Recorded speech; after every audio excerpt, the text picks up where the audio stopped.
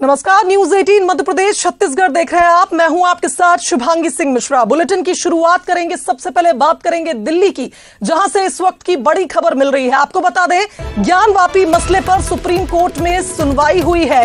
ज्ञानवापी सर्वे पर 2 दिन तक रोक लगी है। मुस्लिम पक्ष कल ही हाई कोर्ट जाएगा। 26 जुलाई शाम 5 बजे तक फिलहाल रोक लगा दी गई है। तो इस वक्त की बड़ी खबर आपको बता रहे हैं, ज्ञानवापी मसले पर सुप्रीम कोर्ट में सुनवाई हुई है। इनके अंदर इलाहाबाद हाईकोर्ट में इसकी दोबारा हियरिंग होने वाली है और 2 दिन में फिर से इलाहाबाद हाईकोर्ट ये कॉल देगी कि इसको रोकना है कि नहीं रोकना है। तो ये बहुत ही टेम्पररी इंटरिम इंजंक्शन है और इसकी फुल बहस इलाहाबाद हाईकोर्ट में होगी। मेरे साथ विष्णु शंकर जैन है, मुझसे बात करते हैं।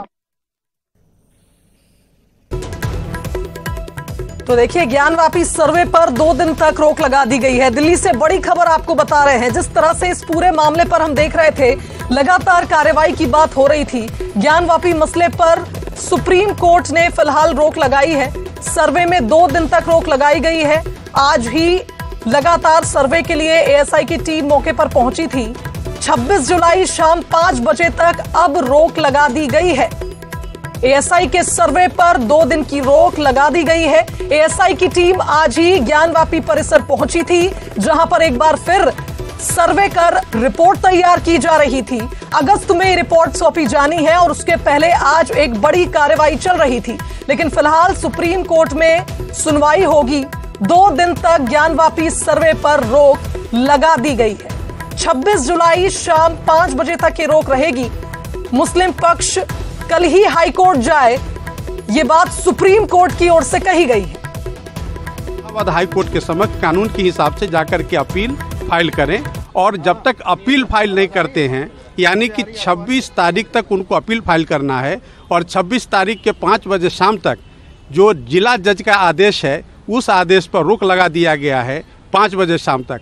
अगर वो अपील फाइल करते हैं, उसकी सुनवाई होती है या नहीं होती है, 5 बजे शाम के बाद वह जो आदेश होगा स्वतः निरस्त माना जाएगा। आप इसमें से किस पक्ष को आप? मैं रेस्पोंडेंट नंबर 1 राखी सिंह, जो मूल वादी हैं इस केस में, मैं उनको रिप्रेजेंट करता हूं। आपको क्या उम्मीद है, इलाहाबाद हाई कोर्ट से क्या उम्मीद है आपको? नहीं, जो कानूनी प्रक्रिया होगी हम लोग हाई कोर्ट के समक्ष अपनी बात रखेंगे और जो भी होगा हम लोग उस पर अपना पक्ष बदपूरी से रखेंगे। धन्यवाद।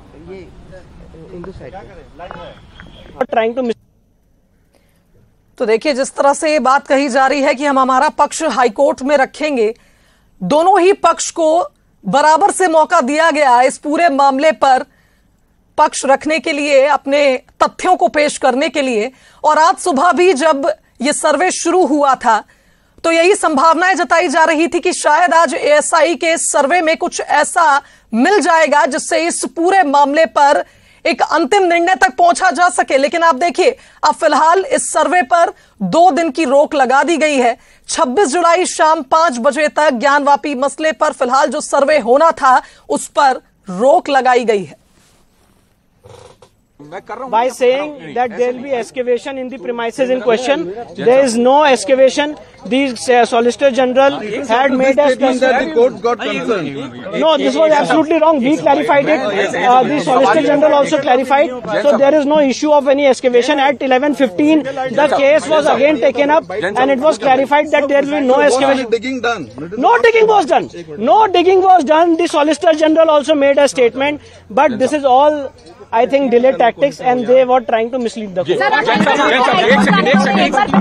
विष्णु जैन हमारे साथ हैं। विष्णु जी, क्या कुछ आज कोर्ट में हुआ है? देखिए, आज कोर्ट में अंजुमन इंतजामिया ने कहा कि वहाँ पे एक्सकेवेशन होने वाला है।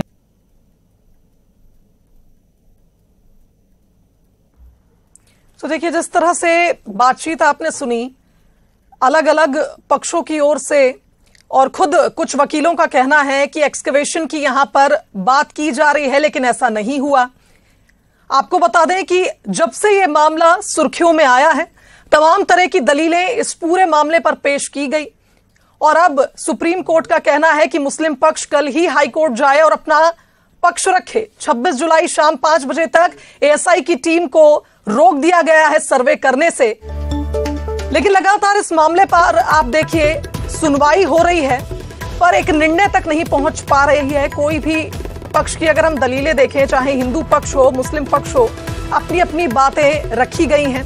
वकीलों के माध्यम से इस पूरे मामले को सुप्रीम कोर्ट में, हाई कोर्ट में उठाया गया है। वहीं आपको बता दें कि वाराणसी कोर्ट में जब से ये मामला लंबित है, तब से लगातार जब सुनवाइयां होती हैं तो लोगों को यही आशा होती है कि शायद आज इस पर निर्णय लिया जाएगा। लेकिन तमाम सर्वे होने के बावजूद अभी भी ये पूरा मामला एक पहेली की तरह बना हुआ है।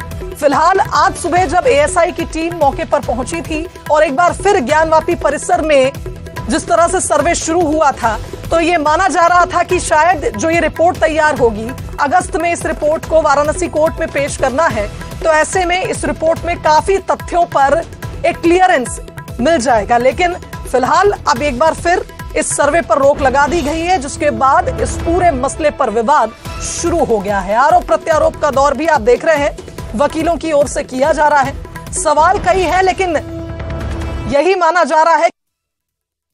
सुप्रीम कोर्ट ने जो बात कही है उसका हम लोग वेलकम करते हैं और ये उम्मीद करते हैं कि एएसआई उसका पालन करेगा।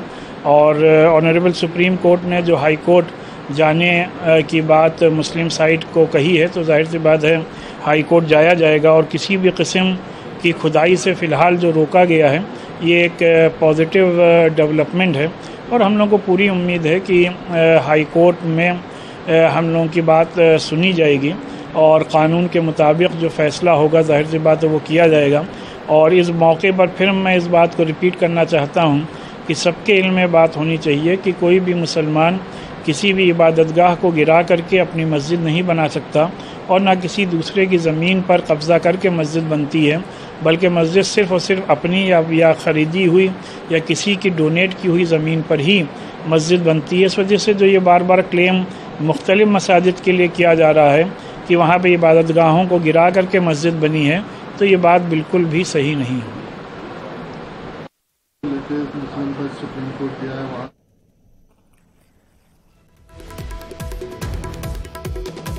तो आपको बता दें कि वाराणसी की ज्ञानवापी में ऐसा ही सर्वे चल रहा था, लेकिन फिलहाल इस पर रोक लगा दी गई है। सुप्रीम कोर्ट का आदेश है कि मस्जिद परिसर में 26 जुलाई की शाम 5 बजे तक सर्वे नहीं होगा।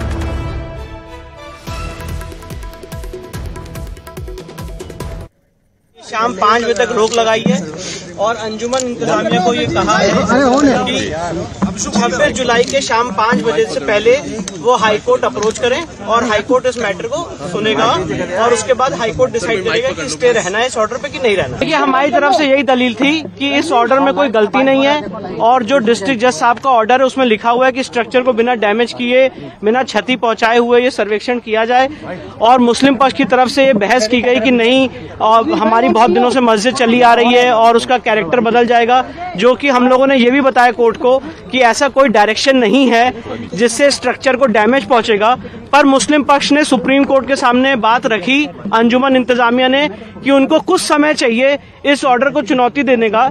इसलिए माननीय सुप्रीम कोर्ट ने डिस्ट्रिक्ट जज वाराणसी के ऑर्डर पे 2 दिन के लिए एक इंटरिम रोक लगाई है और इलाहाबाद हाईकोर्ट के सामने मामला जाएगा और इलाहाबाद हाईकोर्ट फिर दोबारा फ्रेश इसे डिसाइड करेगी कि ये रोक रहनी है कि नहीं रहनी है, ये ऑर्डर सही है कि गलत है।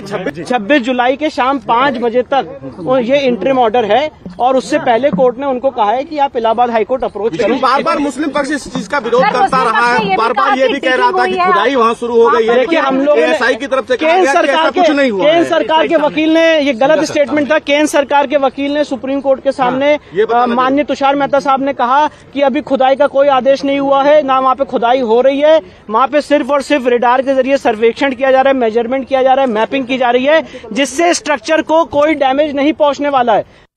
न्यायालय में भी दिया था, जिला जज के भी, लेकिन फिर भी उसकी मेरिट को देखते हुए जिला जज ने एएसआई सर्वे के निर्देश दिए थे और यही दावा हिंदू पक्ष सुप्रीम कोर्ट में कर रहा था कि जिला जज के आदेश में कहीं कोई गलती नहीं है, जो ज्ञानव्यापी परिसर है उसमें कहीं कोई भी नुकसान नहीं पहुंचाया जा रहा है। और स्पष्ट निर्देश जिला जज का भी था कि बिना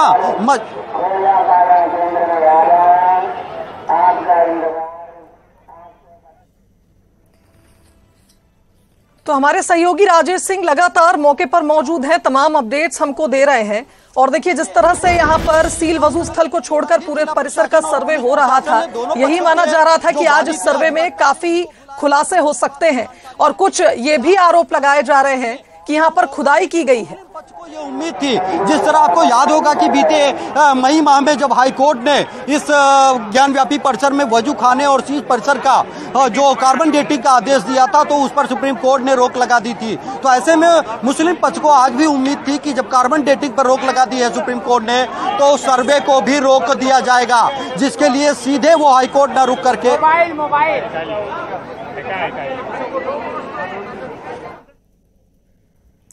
तो देखिए शुरुआती 3 घंटे के सर्वे में फीता लेकर पूरे परिसर को नापा गया था। उसके बाद 4 स्टैंडी कैमरे लगाए गए थे परिसर के चारों कोने में।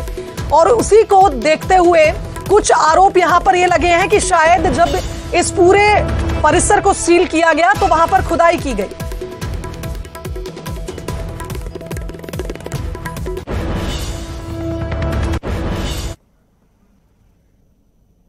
चलिए आगे बढ़ते हैं। इंदौर से बड़ी खबर, जहां महिलाओं ने खुले में शराब पीने वाले व्यक्ति की जमकर पिटाई कर दी है। बताया जा रहा है कि सोशल मीडिया पर पिटाई का वीडियो वायरल हो रहा है। महिलाओं ने खुले में शराब पीने वाले व्यक्ति की जमकर पिटाई कर दी। सोशल मीडिया पर इसका वीडियो वायरल हो रहा है। कुशवाहा नगर का यह मामला बताया जा रहा है। कुशवाहा नगर शराब दुकान के बाहर का यह वीडियो है, जहां एक युवक खुले में शराब पी रहा था।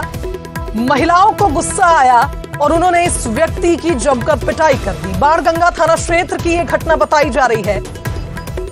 वीडियो आप देख सकते हैं, यह वीडियो सोशल मीडिया पर वायरल हो रहा है। चलिए इस खबर पर हमारे साथ संवाददाता अरुण इंदौर से फोन लाइन पर जुड़ गए हैं। इंदौर, जिस तरह से अहाते बंद करने की बात कही गई थी, लेकिन लोग तो मानने को तैयार नहीं है। बाणगंगा थाना क्षेत्र में युवक खुले में शराब पी रहा था, जिसकी अब पिटाई भी कर दी गई।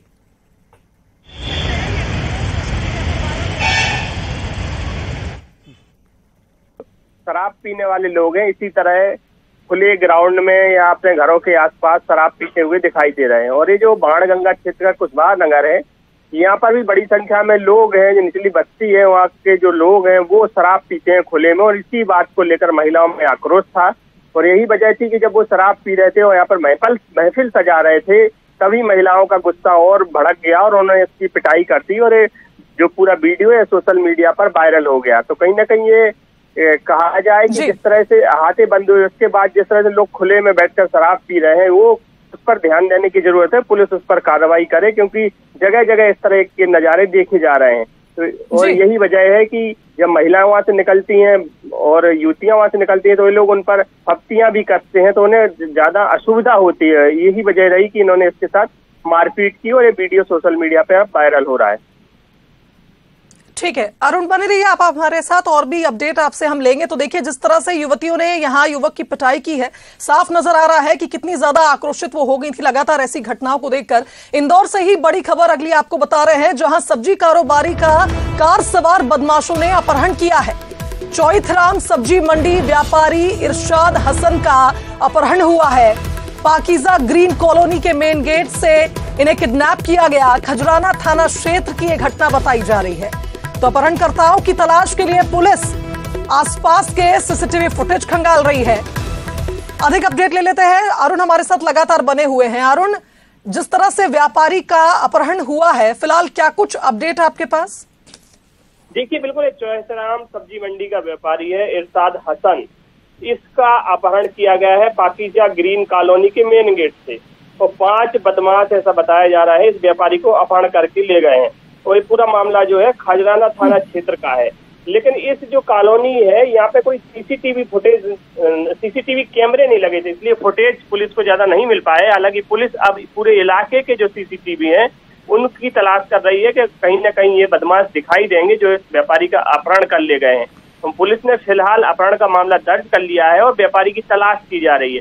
हालांकि आपसी विवाद भी इसमें एक कारण माना जा रहा है, लेकिन फिलहाल अभी अपहरण के बिंदु पर पुलिस कार्रवाई कर रही है और सबसे पहले वो चलिए ठीक है अरुण, यानी ये कहा जाए पुलिस लगातार कार्रवाई कर रही है और निश्चित ही सीसीटीवी फुटेज से कुछ ना कुछ सुराग जरूर पुलिस को मिलेगा। बहुत धन्यवाद आपका। चलिए आगे बढ़ते हैं। छतरपुर से खबर, जहां दलित मजदूर को युवक ने गंदगी खिलाई है। बताया जा रहा है नाली निर्माण कार्य के दौरान आरोपी युवक ने दलित मजदूर को गंदगी खिला दी। महाराजपुर थाना इलाके के बिकौरा गांव की यह घटना बताई जा रही है। पुलिस ने आरोपी रामकृपाल पटेल के खिलाफ मामला दर्ज कर लिया है। बताया जा रहा है कि दलित मजदूर को एक युवक ने गंदगी खिलाई। नाली निर्माण कार्य चल रहा था, उस दौरान ये घटना हुई है।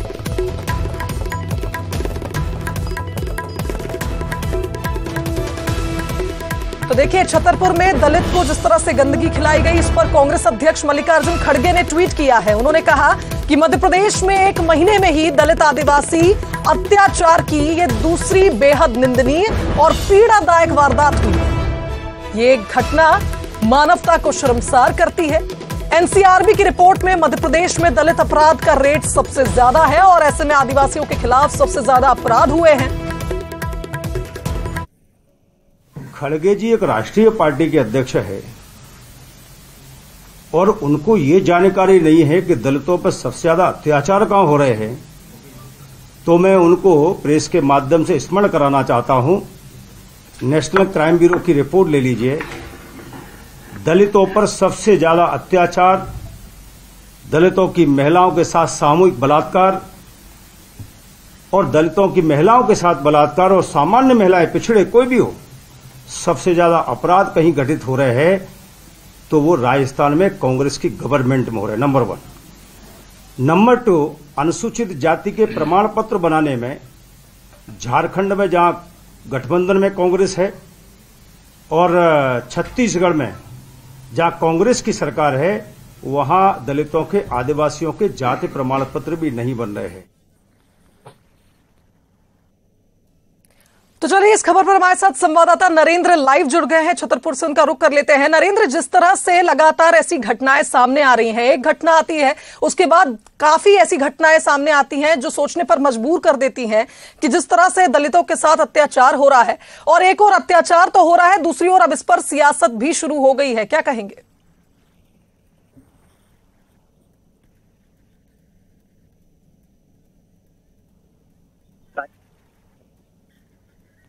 पुलिस अधीक्षक जो अमित सांघी है उनसे बात की, उनका कहना है कि 2 दिन पुरानी घटना है जिसमें कल एफआईआर दर्ज की गई है। आरोप है कि जो नाली निर्माण का काम ग्राम पंचायत बिकौरा में चल रहा था, उसी दौरान जो एक जो बुजुर्ग जो आरोपी है और जो दलित युवक है, उनके बीच में पहले मजाक हुआ। मजाक इतना बड़ा कि वो वाद विवाद में बढ़ गया। एक दूसरे के ऊपर पहले मिट्टी फेंकी और उसके बाद जब मिट्टी फेंकने के बाद फिर जो आरोपी जो बुजुर्ग है उनके द्वारा पास में जो गंदगी पड़ी थी, गंदगी को उठाकर हाथ में लेकर उनके ऊपर फेंकी गई। दलित का आरोप तो है भी है कि मुंह के ऊपर भी गंदगी को फेंका गया है, लेकिन पुलिस इस बात को स्वीकार नहीं कर रही है। पुलिस का कहना है कि गंदगी फेंके जाने की बात अभी तक सामने आई है। एफआईआर में और जो पीड़ित ने आवेदन लिया है उसके हिसाब से पुलिस ने कार्रवाई की है और आरोपी के खिलाफ मामला दर्ज कर लिया गया है। आरोपी को गिरफ्तार करके पुलिस ने न्यायालय में पेश किया है, जहां से आरोपी को यानी आरोपी के खिलाफ मामला दर्ज हो गया और इस पर अब कार्रवाई भी होगी। फिलहाल बहुत शुक्रिया नरेंद्र इस खबर पर हमारे साथ लाइव जुड़ने के लिए। चलिए दिल्ली से बड़ी खबर आपको बताते हैं, जहां निषाद पार्टी के अध्यक्ष संजय निषाद ने बड़ा बयान दिया है। संजय निषाद का कहना है कि छत्तीसगढ़ में बीजेपी के साथ गठबंधन कर चुनाव लड़ेंगे। बीजेपी के साथ विधानसभा चुनाव निषाद पार्टी लड़ेगी। प्रभारी ओम माथुर और प्रदेश अध्यक्ष से मुलाकात हो चुकी है। संजय निषाद ने कहा कि सीटों को लेकर आगे अब चर्चा होगी। छत्तीसगढ़ में बीजेपी के साथ हम गठबंधन कर चुनाव लड़ने को तैयार हैं। तो बड़ी खबर आपको बता रहे हैं, निषाद पार्टी के अध्यक्ष हैं संजय निषाद, जिन्होंने बड़ा बयान दिया। छत्तीसगढ़ में बीजेपी के साथ गठबंधन कर चुनाव लड़ने के लिए संजय निषाद तैयार हैं। उनका कहना है कि प्रभारी ओम माथुर और प्रदेश अध्यक्ष से उनकी मुलाकात हो चुकी है। सीटों को लेकर आगे चर्चा होगी।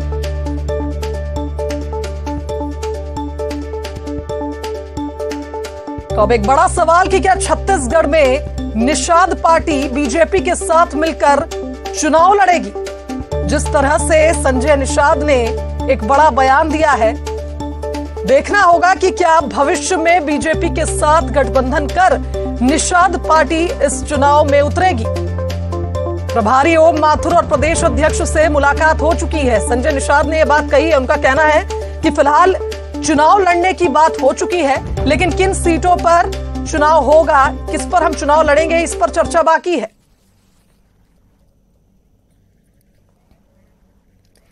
चलिए अधिक जानकारी ले लेते हैं। संवाददाता पवन हमारे साथ फोन लाइन पर जुड़ गए हैं। पवन, जो सवाल मैंने कहा वही दोहराऊंगी, क्या छत्तीसगढ़ में बीजेपी के साथ निषाद पार्टी चुनाव लड़ेगी?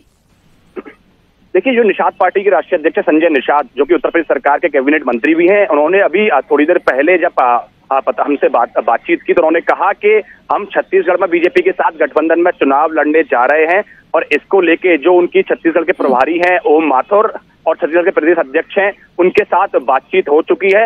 हालांकि किन किन सीटों पर वो चुनाव लड़ेंगे इसकी अभी फैसला हुआ नहीं है।